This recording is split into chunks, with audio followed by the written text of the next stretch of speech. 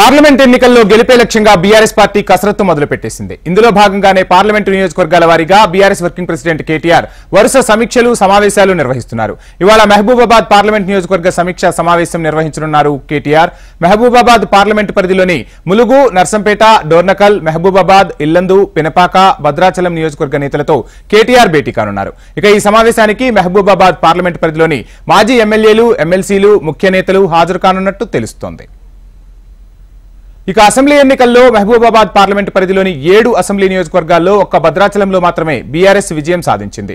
ST reserved స్థానమైన Mahabubabad parliament పరిధిలో కేవలం నర్సంపేట మాత్రమే జనరల్ స్థానంలో ఉంది. అయితే మిగతా 6 అసెంబ్లీ నియోజకవర్గాలు ఎస్టీ రిజర్వ్డ్ స్థానాలుగా ఉన్నాయి. దీంతో కోయా, లంబాడి, ప్రధాన గిరిజన తెగల మధ్య ఈ నియోజకవర్గ పరిధిలో రాజకీయ పోరు సాగుతుందన్న ప్రచారమూ ఉంది.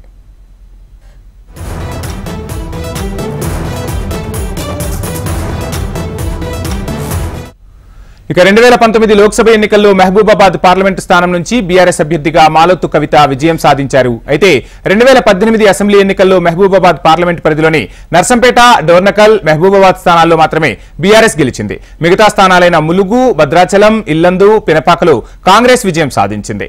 అనంతరం ఇల్లందు, పినపాక ఎమ్మెల్యేలు గులాబీ పార్టీలో చేరిపోయారు. ఈసారి అసెంబ్లీ ఎన్నికల్లో గులాబీ పార్టీ పరాజయం కావడంతో పార్లమెంట్ ఎన్నికల్లో విజయంపై కారు పార్టీ కాన్సంట్రేట్ చేసింది. ఇక మహబూబాబాద్ పార్లమెంట్ స్థానంలో బీఆర్ఎస్ తరపున సిట్టింగ్ ఎంపీ మాలోతు కవిత, ప్రొఫెసర్ సీతారాం నాయక్, శంకర్ నాయక్ టికెట్ ఆశిస్తున్నారు. అదే సందర్భంలో మహబూబాబాద్ పార్లమెంట్ స్థానంలో కాంగ్రెస్, బీఆర్ఎస్ మధ్య ప్రధాన పోటీ ఉండనున్నట్లు టాక్. సిట్టింగ్ స్థానాన్ని దక్కించుకునేందుకు బీఆర్ఎస్ పార్టీ కసరత్తులను వేగవంతం చేసింది. ఇక ఇదే అంశానికి సంబంధించి మరిన్ని డీటెయిల్స్ మా ప్రతినిధి ఏవై స్వామి అందిస్తారు. స్వామి, చూస్తున్నాం అసెంబ్లీ ఎన్నికలలో ఓటమి తర్వాత కేటీఆర్ పార్లమెంట్ ఎన్నికలపై పూర్తిగా దృష్టి సారించారు. అన్ని తానే ముందుకు నడిపిస్తూ ఉన్నారు.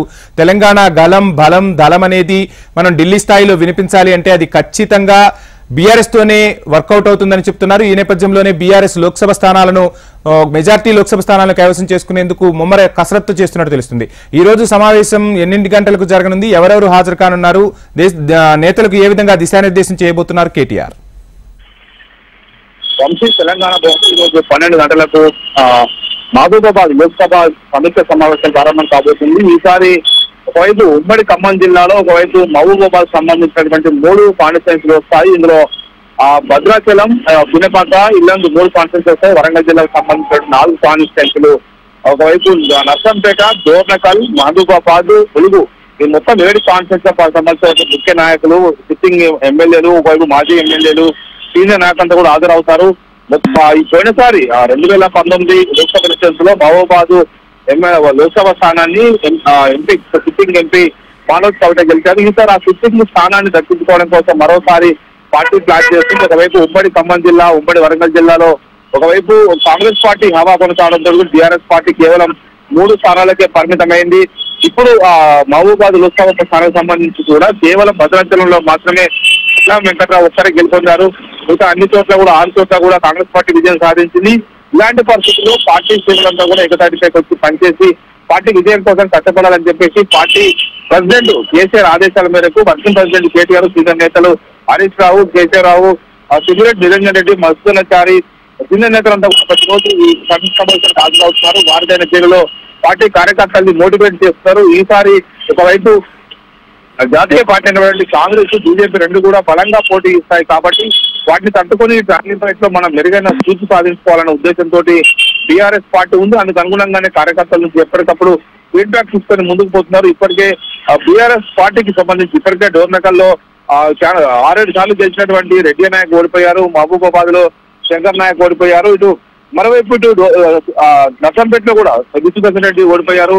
చాలా చోట్ల పార్టీకి సంబంధించి గతంలో 2018 అసెంబ్లీ ఎలక్షన్స్ లో పినపాక నుంచి, ఇల్లందు నుంచి వచ్చినటువంటి హరిప్రియ నాయక్, మరోవైపు రేఖా కాంతారావు ఇద్దరు కూడా బీఆర్ఎస్ పార్టీకి వచ్చినప్పటికి కూడా వారిద్దరు కూడా ఈసారి ఓటమి పాలయ్యారు.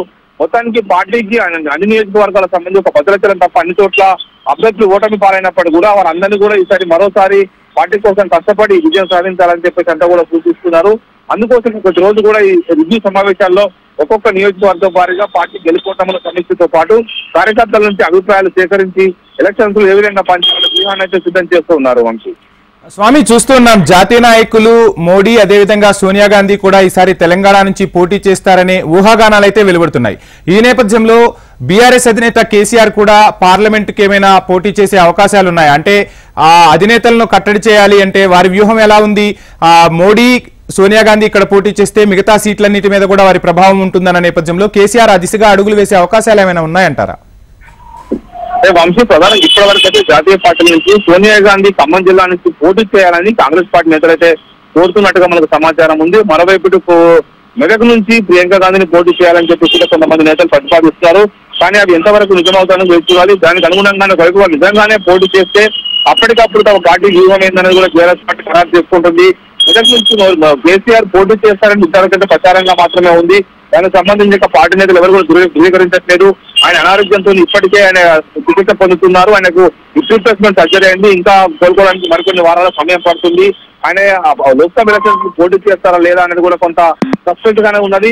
మొత్తానికి జాతీయ పార్టీల నుంచి సోనియా గాంధీ కావచ్చు, ప్రియాంక గాంధీ కావచ్చు, అది బీజేపీ నేతలు కూడా మోడీతో సహా పలు కీలక నేతలు ఇక్కడ పోటీ చేయాలని ఆహ్వానించినప్పుడు కూడా వాళ్ళు కేవలం నార్త్ ఇండియాలో ప్రధానమైన సీట్లపైన గురిపెట్టి పోటీ చేసి అక్కడ మెజార్టీ సీట్లు సాధించడం కోసం ప్రయత్నం చేస్తారు. కానీ సౌత్ ఇండియాకు వచ్చి ఏ మేరకు పోటీ చేస్తారనేది కూడా కొంత క్వశ్చన్ మార్గం ఉంది. అది రాహుల్ గాంధీ గతంలో వైనాడ్ లో పోటీ చేసి గెలుపొందారు.